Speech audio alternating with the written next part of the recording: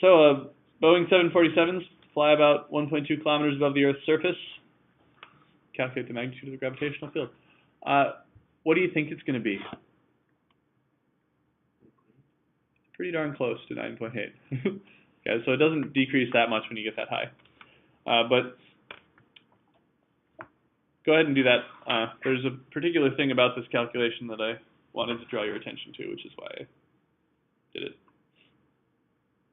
The mass of Earth and radius of Earth are listed right above the question.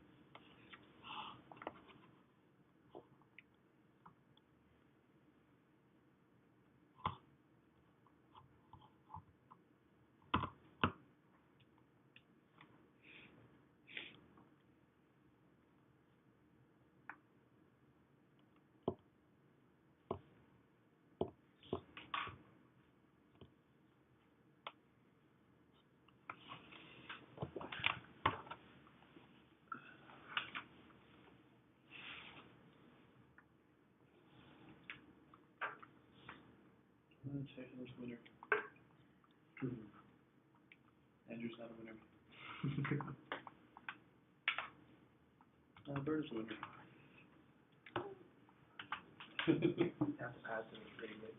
I mean, radius of Earth.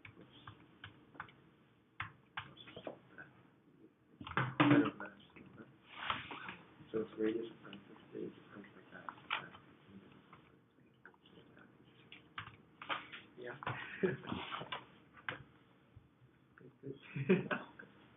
Okay. So as we have figured out now,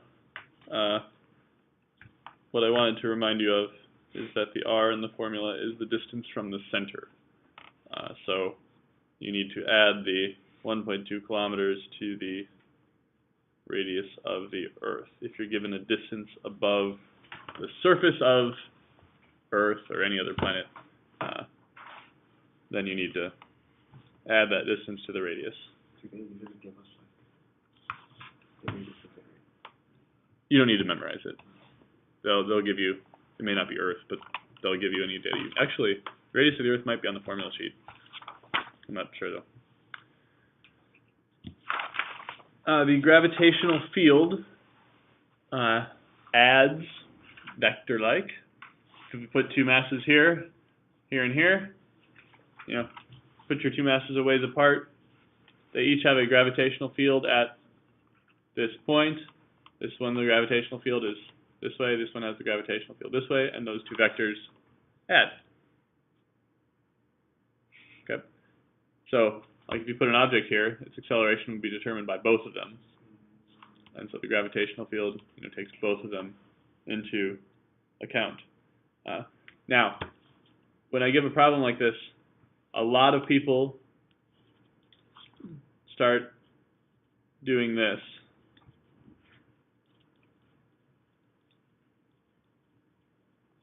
And maybe some of you thought that you would do this if you read the problem. What does this calculate? Oh, sorry. What's the point? Acting on the planets, not the... Right, it's the force the planets exert on each other. This is not calculating a gravitational field. And it's also not getting the distance to the point halfway between them. So this calculates gravitational force the planets exert on each other. And so this has no bearing on the answer to this particular question. Okay. But a lot of people, they see two masses and a distance and they just plug it in. So we have a gravitational field from each planet that acts at that point that you need to vector add together. Go ahead and do that.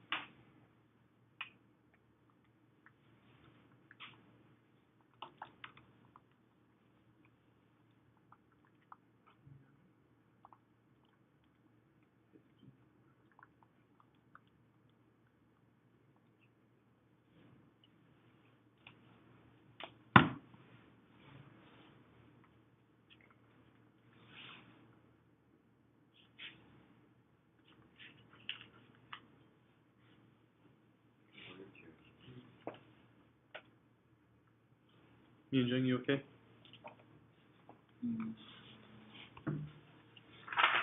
You look confused.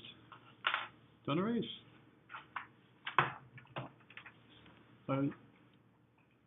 You're fine.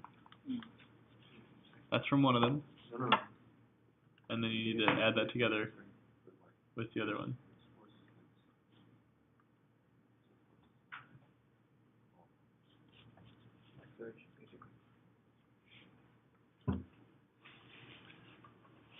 Yep, the magnitude of the gravitational field, which is would be the acceleration of an object placed there. So it would go to the right. Well, yeah. The mass on the right's bigger, so.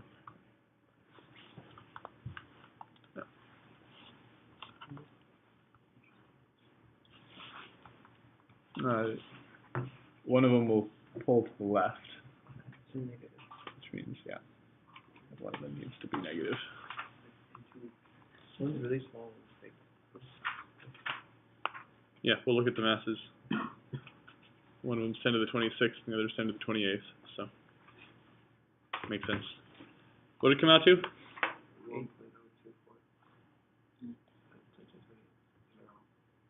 Wait, I got 18. Okay, maybe I should do it.